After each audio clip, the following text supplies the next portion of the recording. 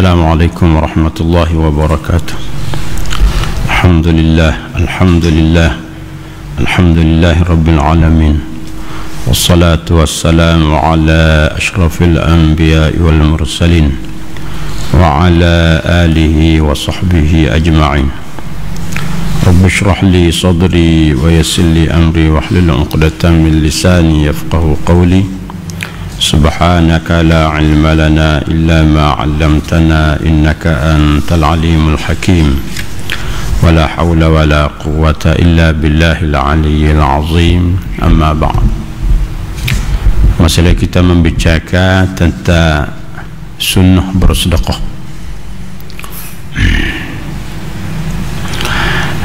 Sunnah bersedekah sebagaimana kita sebut dah,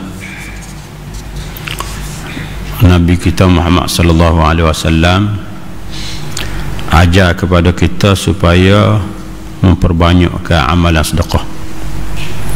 Kerana amalan sedekah ni amalan yang memadamkan kemarahan dan kemurkaan Allah Subhanahu wa taala. Dan juga amalan sedekah ni amalan yang menyelamatkan daripada azab Allah Subhanahu wa taala atas dunia dan juga azab Allah Subhanahu wa taala di akhirat. Nabi kita juga mengajar kepada kita macam mana cara-cara sedekah yang kita dapat pahala yang besar. Kerana orang yang sedekah tadi tak sama. Ada orang yang bersedekah tapi tidak dapat pahala yang besar. Ada yang sedekah dapat pahala yang besar.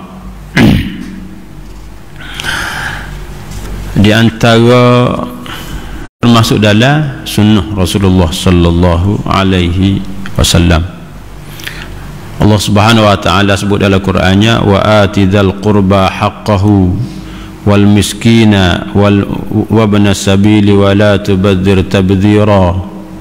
Dan berikanlah kepada kerabat keluarga kerabatmu dan orang miskin serta orang musafir akan haknya masing-masing, dan janganlah engkau membelanjakan hartamu dengan boros dan melampau. Harta hak kita guna untuk diri kita lebih daripada keperluan, maka hak tu tak ada apa-apa manfaat. Adapun kita guna untuk diri kita sekadar keperluan, hak tu pun boleh pahala juga. Untuk kita makan, untuk kita minum, untuk kita beli pakaian semua sekali, untuk kita sara anak bini kita, pengajian anak-anak kita, semua tu dikira sedekah juga. Tapi hak kita guna lebih daripada keperluan, maka tak ada gapo satu. Tak boleh.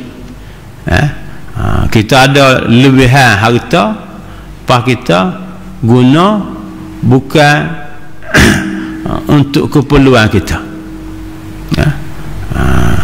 maka hak tu tidak dikira pahala. Lebih-lebih lagi harta yang kita guna tadi tu dalam bentuk membazir, pembaziran, lebih-lebih lagi kerana bazir ni dilarang oleh Allah Subhanahu wa taala. Walaupun para ulama sebut membazir ni hukum dia makruh membazir, tapi kalau membazir harta orang haram, harta masjid ke kita membazir, air ke berapa semua sekali, siapa ke mereka haram. An Salman bin Amir qala, diriwayat daripada Salman bin Amir kata dianya, qala Rasulullah sallallahu alaihi wasallam, Nabi sallallahu alaihi wasallam bersabda, as-sadaqatu 'alal miskin sadaqah.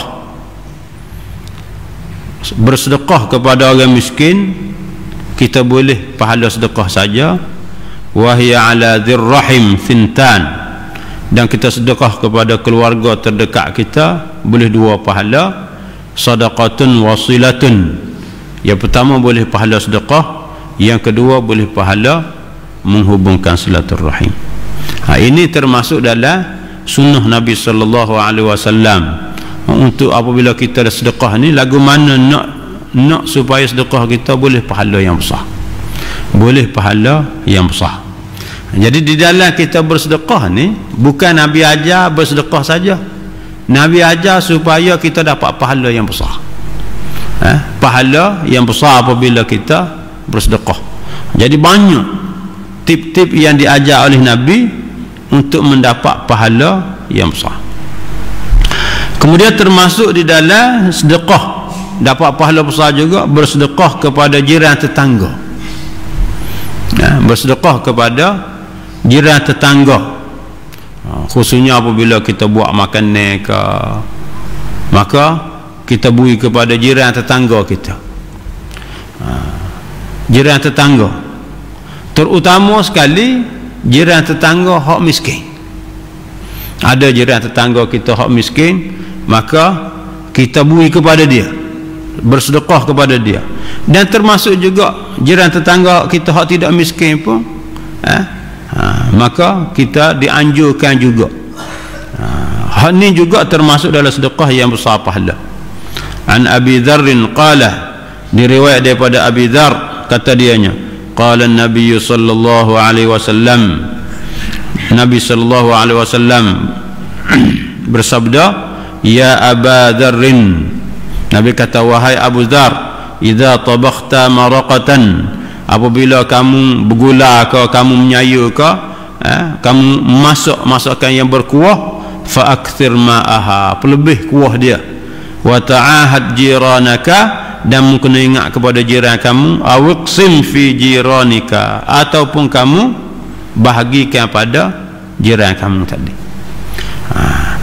Jadi dari segi hikmahnya, dari segi rahsianya, Nabi ajar kepada kita supaya bersedekah kepada jiran ni untuk mengerat dan merapatkan lagi hubungan sesama jiran.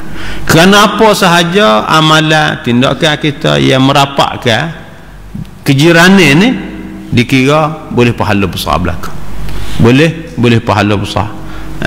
Bahkan sebahagian dia diletakkan sebagai hak yang perlu kita tunaikan.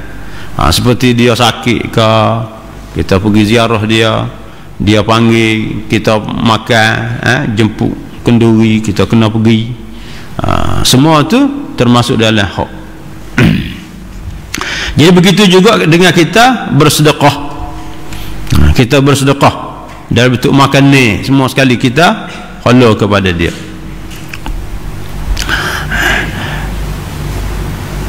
Begitu juga Nabi sebut, khususnya pada hari raya Aidil Adha, kalau kamu korban, kamu bagi kepada jiran kamu. Daging korban tadi kamu hadiah, kamu sedekah kepada jiran-jiran kamu. Kemudian termasuk dalam sedekah yang besar pahala ni ialah bersedekah kepada orang yang berada di jalan Allah. Berada di jalan Allah ni tiga golongan yang berada di jalan Allah. Yang pertamanya orang yang berjihad, perang. Orang yang berperang kerana dia berperang untuk menegakkan agama Allah, kerja dia besar, sanggup korban masa dia, korban segala-galanya untuk agama, maka kita sedekah kepada dia tu besar pahala. Yang keduanya, golongan yang kedua termasuk dalam orang yang berada di jalan Allah ni, orang yang berdakwah, kerana ajak manusia kepada agama Tuhan, berdakwah, mengajar ke berapa ke semua sekali ni, kerana berdakwah ni, maka kita sedekah kepada dia besar juga pahala, dikira fi sabilillah, dikira fi sabilillah. Dan yang ketiganya, golongan yang ketiga termasuk golongan fi sabilillah juga, iaitu golongan yang menuntut ilmu, orang yang menuntut ilmu. Jadi kalau kita sedekah kepada dia pun besar juga pahala. Ini tiga golongan yang mana disebut oleh Nabi SAW fi sabilillah belaka. Orang perang mereka ni berada pada jalan Allah Subhanahu Wa Taala, orang yang berdakwah, ajak orang kepada agama Allah Subhanahu Wa Taala pun juga dikira fi sabilillah juga. Dan juga orang yang menuntut ilmu, belajar, itu juga termasuk dalam fi sabilillah. An Thauban qala, diriwayat daripada Thauban, kata dianya, qala Rasulullah sallallahu alaihi wasallam, Nabi sallallahu alaihi wasallam bersabda, afdalu dinarin yunfiquhu ar-rajulu dinarun yunfiquhu ala iyalihi. Duit dinar yang paling besar pahala, yang dia guna untuk sedekah, ialah satu orang tu sedekah duit dinar tadi kepada keluarga dia sendiri. Maknanya dia menyara. Sedekah dengan mana menyara dah, bukan kata nak sedekah kerana ni ambil ni sedekah ayah ni sedekah ke isteri, tidak. Menyara keluarga. Dengan mana menyara keluarga? Makan, minum, duit sekolah, duit dia panggil keperluan di dalam kehidupan tu, kita perhabis, kita sanggup cari duit semua sekali, itu besar pahala. Termasuk di dalam pahala yang besar untuk memenuhi segala keperluan keluarga. Sebab itulah apabila kita baca hadis begini, tak ada sebab satu orang tu malas nak buat kerja untuk nak menyara keluarga dia. Ada juga orang malas nak bening tapi kerja malas. Anak ada ramai, pak bening duduk kerja, dia punya malas kerja. Tak boleh pahala, paling kurang tak boleh pahala.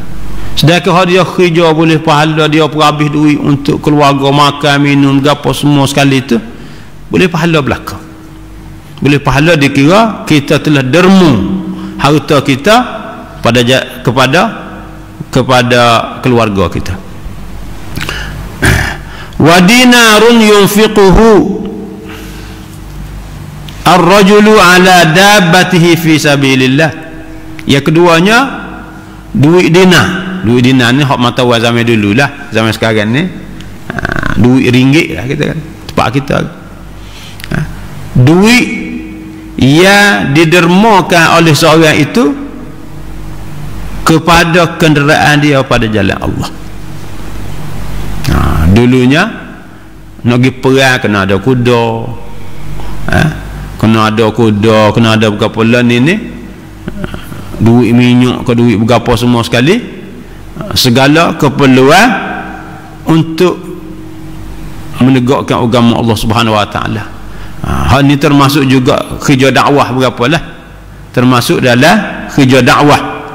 Dengan sebab kerja tu kerja agama, termasuklah kita membelanjakan harta untuk kenderaan-kenderaan. Untuk kenderaan-kenderaan tadi, itu juga dikira satu derma yang besar pahala. Derma yang besar pahala.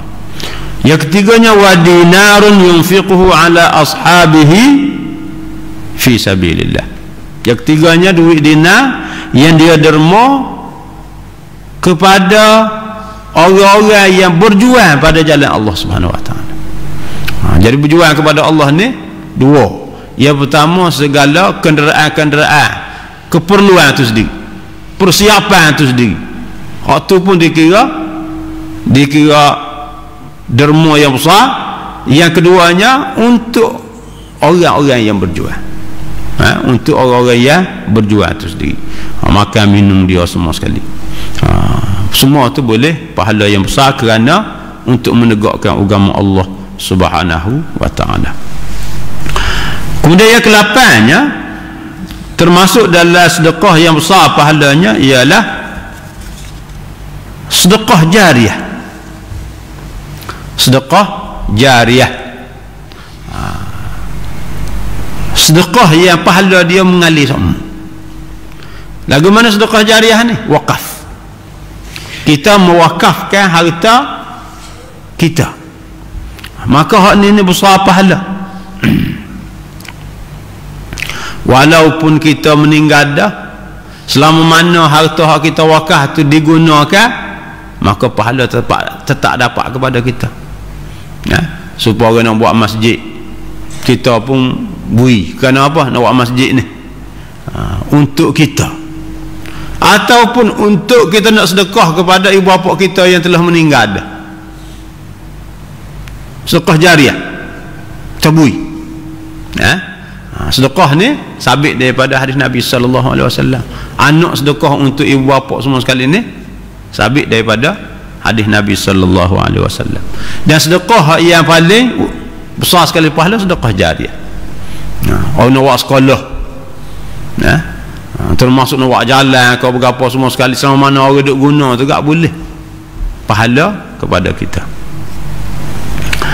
An Abi Hurairah anna Rasulullah sallallahu alaihi wasallam qala, diriwayat daripada Abi Hurairah bahwasanya Rasulullah sallallahu alaihi wasallam bersabda, idza matal insanu, apabila manusia mati, inqata'a anhu amaluhu illa min thalathatin, terputuslah amalan dia terhadap dia kecuali tiga amalan sahaja yang tidak terputus pahala dia. Min sadaqatin jariyah, yang pertamanya sedekah yang mengalir pahala dia, mengalir pahala dia. Jadi iaitu wakaf pada jalan Allah Subhanahu wa ta'ala. Maknanya semasa kita hidup ni, biar ada gian kita untuk kita wakaf pada jalan Allah Subhanahu wa ta'ala. Gapo dia hak yang kita wakaf, walaupun sikit kita nak wakaf, nak buat masjid sebutir, nak wakaf tanah sebidang ke, tak ada tanah kita nak wakaf. Nak buat masjid sebutir pun tak ada piti berjuta-juta. Jadi hak wakaf ni kita boleh beli walaupun sikit, termasuk wakaf tanah kubur ke, wakaf masjid, wakaf untuk sekolah, wakaf Quran, wakaf telaga, wakaf semua sekali. Banyak amalan-amalan wakaf yang patut kita kena rebut amalan ni sebagai sedekah kita yang besar pahala. Aw ilmi yuntafa'u bih, yang keduanya ataupun ilmu yang diambil manfaat dengannya. Ini bagi orang yang ada ilmu. Bagi orang yang ada harta, dia tak rebut untuk wakaf harta dia, dia tidak rebut buat amalan wakaf, rugi. Dia tak guna harta dia untuk sedekah, rugi. Harta dia ni tak ada kelebihan. Bagi orang ada ilmu pula, dia tak guna untuk menyampaikan ilmu kepada orang lain, rugi. Kerana ilmu ni harta juga, harta yang kita boleh sedekah juga ilmu ni. Bahkan beza ilmu dengan harta ni, harta kalau kita sedekah habis, ilmu kita sedekah ke orang tak habis, kau bertambah dengan sebab kita sedekah ke orang. Kita duk royak. Kalau tak royak, duk simpan aja, dia akan hilang ilmu kita. Tapi duk royak sama ke orang ni, dia akan bertambah. Kita duk baca, duk berapa semua sekali, duk tambah sama, dia akan bertambah. Jadi walaupun ilmu ni kita royak ke orang bertambah, tapi ada juga orang ada ilmu, dia tak royak ke orang. Dia tak royak ke orang, dia simpan sehingga hilang apa semua sekali, tak ada ilmu, hilang begitu. Dan perbezaan juga harta ni, kalau kita nak beri ke orang suka. Kalau kita royak ke orang, kata hari ni amun nak bagi piti 50 riyal saja, tak muat masjid ni pakai mari ramai. Tapi ilmu ni kalau kita nak beri, orang tak suka. Royak kata kita nak buat kuliah mari tak mari. Itu di antara perbezaan,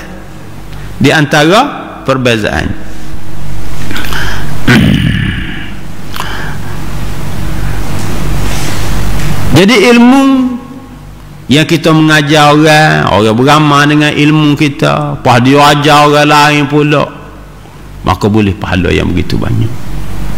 Boleh pahala yang begitu banyak. Sebab tu orang yang paling banyak sekali pahala ni Nabi kita Muhammad sallallahu alaihi wasallam. Kerana semua orang terima Islam, beramal dengan Islam ni mari Nabi belaka. Begitu juga dengan para ulama yang banyak khidmat dia kepada Islam. Mazhab Syafi'i, mazhab Hanafi, mazhab Maliki, Hambali ni, selama mana orang duk amal mazhab ni boleh pahala ke dia juga. Hasil daripada ilmu dia. Ilmu hak dia turun kepada anak murid dia, sebar semua sekali, maka boleh pahala ke dia. Kerana itu khidmat dia. Begitu juga para ulama yang tulis kitab. Selama mana orang duk baca kitab dia tu, boleh pahala ke dia. Boleh pahala ke dia. Imam Bukhari sampai sekarang orang duk baca kitab dia. Imam Bukhari, Imam Muslim, imam-imam besar ni dalam bidang hadis, dalam bidang fiqh, dalam bidang tafsir, dalam bidang tasawuf, semua sekali hak duk tulis kitab ni, orang duk mengajar, orang duk baca sampai sekarang, semua tu pahala akan dapat kepada dia. Dan yang ketiganya, awaladin salihin yad'ulah, ataupun anak yang soleh yang sentiasa mendoakan kepadanya. Anak juga harta kepada kita. Apabila Tuhan beri anak kepada kita, maka tanggungjawab kitanya pera anak, tarbiyah anak, didik anak. Jangan kita faham anak ni kita beri makan, beri pakai saja. Kalau setakat beri makan saja, lembu kubah bererti juga beranak dia beri makan. Tapi manusia ni kena bagi tarbiyah, didikan kepada anak-anak, sehingga anak tadi jadi salih, anak hak juru, anak hak ya kena Allah Subhanahu Wa Taala, kena ibu bapa dia, maka dia mendoa kepada ibu bapa dia, dia mendoa kepada kedua ibu bapa dia dengan keampunan, dengan rahmat Allah Subhanahu Wa Taala, dengan kebaikan-kebaikan yang banyak, supaya Allah Subhanahu Wa Taala bagi kepada dia. Jadi bagi orang yang Tuhan beri anak, kalau dia tak boleh didik anak sehingga jadi soleh, rugi dia, rugi. Anak ramah tapi tak jadi saya rabuk, semaya badok berapa dok semua sekali. Bukan kata kita tak boleh tak boleh kebaikan, kita menanggung anak-anak kalau daripada kecil lagi kita tak cara. Ibu bapa menanggung. Dia sebut ya ayyuhalladzina amanu qu anfusakum wa ahlikum nar. Wahai orang-orang yang beriman, tugas kamu ialah jaga diri kamu dan ahli keluarga kamu daripada api neraka. Kamu kena didik, kamu kena ajar, daripada kecil lagi agama ni, kewajipan-kewajipan agama, bahkan kamu kena bentuk dia sehingga menjadi saleh, anak yang saleh, anak yang sangat berguna kepada kamu. Jadi tiga ni merupakan amalan yang besar, termasuklah disebut sedekah jariah tadi. Dan yang terakhir sekali, larangan mengukit sedekah. Apabila kita bersedekah, maka Allah Subhanahu Wa Taala larang. Di antara larangannya ialah jangan kita ukit sedekah, dan jangan kita menyakiti dengan kata-kata dan juga dengan perbuatan. Ini dilarang oleh Allah Subhanahu Wa Taala. Kita hanya sedekah kena berlaku dah dengan hak dapat kelebihan besar, hak dapat kelebihan besar tadi. Tiba-tiba sahabat tengah jalan kita ukit balik, saja tak boleh gapo satu, tak boleh gapo satu. Allah Subhanahu Wa Taala sebut dalam Qurannya, ya ayyuhalladzina amanu la tubtilu sadaqatikum bil manni wal adha. Wahai orang-orang yang beriman, janganlah kamu rosakkan pahala amal sedekah kamu dengan perkataan membangkit-bangkit dan kelakuan yang menyakiti. Yang membangkit-bangkit, ukit, kita ukit balik. Boleh jadi dengan sebab kita balah dengan dia, ya. Hak yang dia nak buat kita gapo tak apa, hak kita berhabis dah tu, tapi jangan kita ukik. Kadang-kadang pada kecil lah kita duduk tolong dia, apabila besar dia tak kenal dah kita pula ukik dia, kata itu aku duduk pegang habis tu putih semua sekali dia ukik balik semua sekali, ha? Yang menyebabkan rosak amalan sedekah kita dengan sebab alman, mengukik-ngukik balik. Termasuklah juga menyakiti dengan lidah, dia panggil ungkit ni, termasuk menyakiti dengan lidah. Menyakiti dengan lidah ni apabila kita bui kepada orang miskin, kita kata uduh ke dia, bui, tapi kita keluar kata-kata ya tak comel, kita kata tak ada muka lain, muka ni ya semua mari, tak bui ke dia, dia sakit hati, tak boleh pahala. Begitu juga wal adha, menyakiti dengan perbuatan. Dengan perbuatan ni supaya kita ambil, kita nak sedekah ke dia, kita terlepas atas muka dia, ambil serabut, ambil, tak boleh apa satu, walaupun kita bui kepada dia. Kalladhi yunfiqu malahu ria'an nas, orang yang mengukir, orang yang menyakiti orang dengan perkataan, menyakiti orang dengan perbuatan ni, seperti orang yang derma harta dia nak menunjuk ke orang. Riak dia panggil. Sebagaimana riak tak boleh pahala gapo satu, mengukir pun tak boleh pahala gapo satu. Lagu tu juga wala yu'minu billahi wal yaumil akhir, dan seperti sedekah orang yang tidak beriman kepada Allah dan hari akhirat. Orang kafir dia tu tidak beriman kepada Allah hari akhirat, dia sedekah boleh pahala? Tak boleh pahala, kerana dia syirik kepada Allah, ya. Famathaluhu kamathali safwanin alaihi turab, ya. Dan bandingannya seperti bandingnya safwanin alaihi turab, satu batu licin yang ada di atas dia tanah. Batu licin yang ada di atas dia tanah, fa asabahu wabilun, lalu batu tadi ditimpa oleh hujan yang lebat, fatarakahu solda, lalu hujan tadi meninggalkan batu tadi licin, tak ada apa satu, tanah ada atas tu hilang habis licin, tak ada apa satu. La yaqdiruna ala syai'in mimma kasabu, mereka tidak mampu lagi ala syai'in, memperolehi sesuatu pun amalan sedekah yang mereka buat tadi, pahala tak ada apa satu saja. Wallahu la yahdil qaumaz zalimin, Allah Subhanahu wa taala tidak memberi pimpinan hidayah kepada kaum yang kafir. Sebagaimana orang kafir ni, sifat-sifat tadi ni sepatutnya ada pada orang kafir, bukan ada pada orang mukmin. Nak menunjuk ke orang ke, ukik balik ke, nak menyakiti orang dengan kata-kata, dengan perbuatan, semua ni perangai orang kafir, bukan perangai orang mukmin.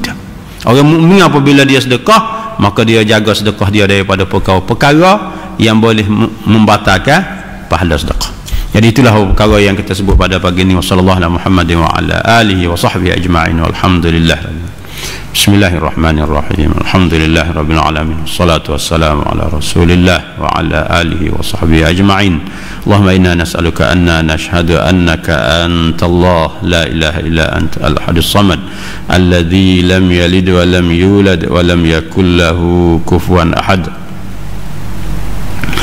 اللهم أصلح لنا ديننا الذي هو عصمة أمرنا، وأصلح لنا دنيانا التي فيها معاشنا، وأصلح لنا آخرتنا التي إليها معادنا، واجعل الحياة زيادة لنا في كل خير، واجعل الموت راحة لنا من كل شر.